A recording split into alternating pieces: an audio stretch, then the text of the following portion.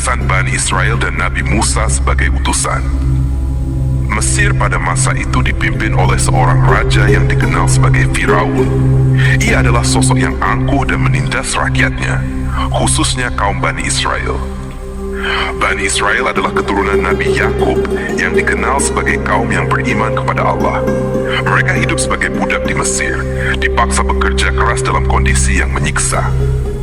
Firaun semakin takut kepada Bani Israel setelah mendengar ramalan dari para ahli nujumnya. Mereka mengatakan bahwa seorang anak laki-laki dari kaum Bani Israel akan lahir dan menjadi penyebab kehancurannya. Karena itu, Firaun memerintahkan pembunuhan setiap bayi laki-laki yang lahir dari Bani Israel, sementara bayi perempuan dibiarkan hidup. Namun, di tengah kekejaman ini, lahirlah Nabi Musa.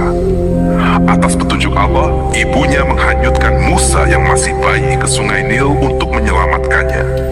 Dengan takdir Allah, Musa ditemukan oleh keluarga Firaun dan diangkat sebagai anak oleh istri Firaun, Asia, seorang wanita yang beriman kepada Allah. Ketika Musa tumbuh dewasa, ia menyadari asal-usulnya sebagai bagian dari Bani Israel. Musa mulai merasakan penderitaan kaumnya. Pada suatu hari, Musa tanpa sengaja membunuh seorang pria Mesir yang sedang menganiaya seorang Bani Israel. Karena peristiwa ini, Musa melarikan diri dari Mesir ke negeri Madyan. Di sana, ia menikah dan hidup sebagai penggembala selama bertahun-tahun. Suatu hari, dalam perjalanan pulang dari Madyan ke Mesir, Musa melihat api di Gunung Tur. Ketika ia mendekat untuk mengambil api tersebut, Allah berbicara langsung kepadanya. Allah memberikan wahyu kepada Musa dan menjadikannya seorang nabi, serta memerintahkannya untuk kembali ke Mesir guna membebaskan Bani Israel dari penindasan. Musa merasa tidak yakin akan kemampuannya karena ia memiliki kelemahan dalam berbicara. Allah menenangkan Musa dan memberikan mukjizat sebagai tanda kerasulannya, seperti tongkat yang dapat berubah menjadi ular besar dan tangannya yang bercahaya putih. Allah juga mengutus saudaranya Harun sebagai pendamping dan penyokong Musa dalam tugas dakwah. Dengan keberanian dan keimanan, Musa kembali ke Mesir. Ia menemui Firaun dan menyeru, "Sembahlah Allah, Tuhan semesta alam, dan bebaskanlah kaum Bani Israel dari perbudakan." Namun Firaun dengan angkuhnya menolak. Ia menganggap dirinya sebagai satu-satunya Tuhan dan menuduh Musa sebagai penyihir yang hendak memecah belah rakyat Mesir. Maka dimulailah pertarungan antara kebenaran yang dibawa oleh Nabi Musa dan kesombongan Firaun. Pada hari yang ditentukan, penyihir-penyihir Firaun melemparkan tali-tali dan tongkat mereka yang tampak seperti ular-ular kecil karena tipu daya sihir. Namun, ketika Musa melemparkan tongkatnya atas perintah Allah, tongkat itu berubah menjadi ular besar yang menelan semua ular-ular kecil mereka. Penyihir Firaun yang menyaksikan kejadian tersebut langsung menyadari bahwa apa yang dilakukan Musa bukanlah sihir biasa, melainkan mukjizat dari Tuhan yang Maha Kuasa. Banyak dari mereka akhirnya beriman kepada Allah, meskipun mereka menghadapi ancaman hukuman dari Firaun. Setelah Firaun terus menolak dakwah Nabi Musa dan kaumnya semakin menderita, Allah memerintahkan Nabi Musa untuk memimpin Bani Israel keluar dari Mesir menuju tanah yang dijanjikan, yaitu Palestina. Allah menjelaskan kepada Musa bahwa ini adalah waktu yang tepat untuk membawa kaumnya pergi, karena Firaun dan tentaranya sedang terlena dalam kesombongan mereka. Nabi Musa mengatur pelarian itu pada malam hari. Dalam keheningan malam, ribuan orang dari kaum Bani Israel bergerak dengan cepat. Mereka meninggalkan rumah-rumah mereka dengan membawa barang-barang seadanya, berharap Allah akan menunjukkan jalan. Perjalanan ini tidaklah mudah. Banyak dari mereka merasa takut akan dikejar oleh Firaun dan pasukannya.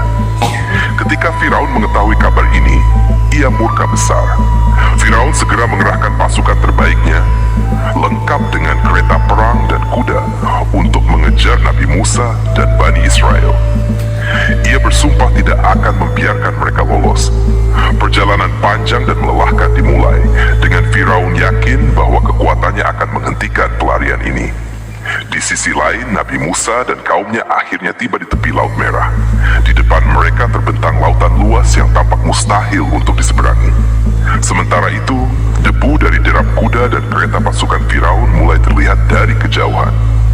Kaum Bani Israel yang sudah lelah dan takut mulai panik. Mereka berkata kepada Musa, "Kita pasti akan tertangkap. Apa yang harus kita lakukan?" Dalam situasi genting ini, Musa tetap tenang. Dengan penuh keyakinan kepada Allah, ia menjawab, "Sesungguhnya Tuhanku bersamaku, Dia akan memberikan petunjuk." Doa Musa menunjukkan keimanannya yang kuat meskipun secara logis tidak ada jalan keluar di depan mereka. Allah kemudian memberikan wahyu kepada Musa, menyuruhnya untuk memukulkan tongkatnya ke laut. Sesuai perintah Allah, dalam sekejap terjadi mukjizat besar. Air laut terbelah dengan dahsyat, membentuk jalan kering di tengah-tengahnya. Dua dinding air yang tinggi menjulang berdiri kokoh di kanan dan kiri, menciptakan lorong yang cukup lebar bagi ribuan orang untuk melintasinya. Pemandangan ini membuat Bani Israel tercengang.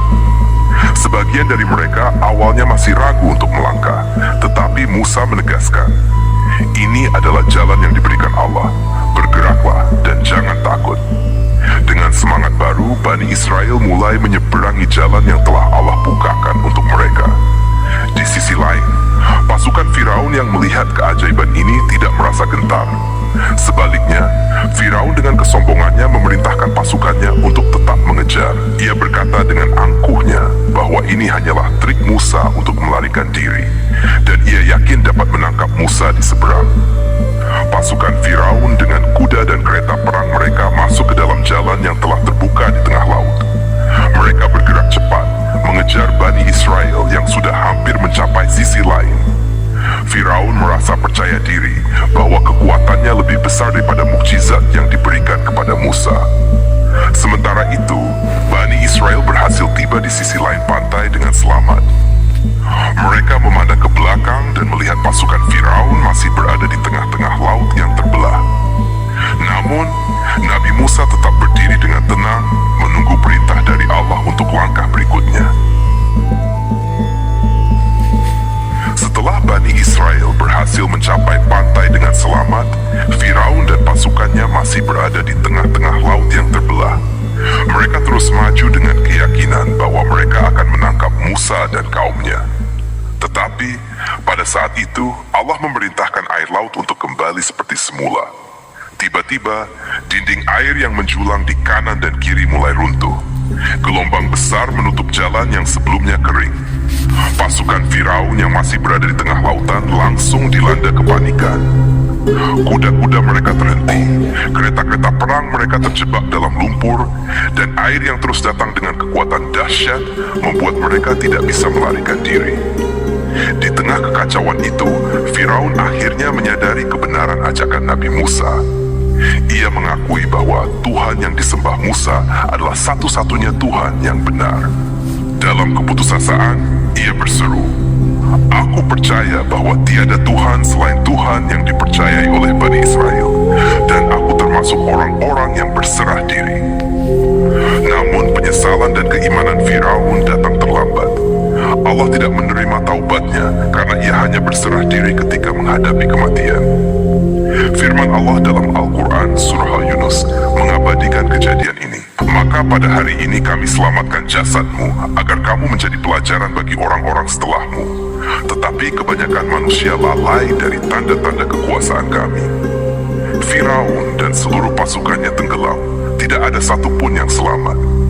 Mayat mereka terseret arus laut, dan Firaun yang dahulu begitu sombong kini tak berdaya. Allah menjadikan jasad Firaun sebagai pelajaran abadi, sehingga generasi mendatang dapat mengambil hikmah dari kehancurannya. Di sisi lain, Bani Israel menyaksikan kejadian tersebut dengan penuh rasa syukur. Mereka menyadari betapa besar kekuasaan Allah, dan betapa penyelamatan yang mereka alami adalah bukti nyata dari kasih sayang Allah kepada mereka. Setelah peristiwa ini, Nabi Musa memimpin kaumnya untuk melanjutkan perjalanan menuju tanah yang dijanjikan, meskipun perjalanan itu penuh dengan ujian dan tantangan baru. Namun, mukjizat laut terbelah dan kehancuran Firaun menjadi pengingat abadi akan keagungan Allah dan akhir dari kesombongan manusia. Pesan moral, kisah ini mengajarkan bahwa kesombongan dan kezaliman tidak akan pernah menang melawan kebenaran.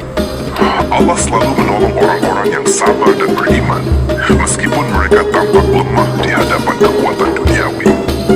Mukjizat ini juga mengingatkan bahwa taubat yang ditunda hingga ajal tiba tidak akan diterima.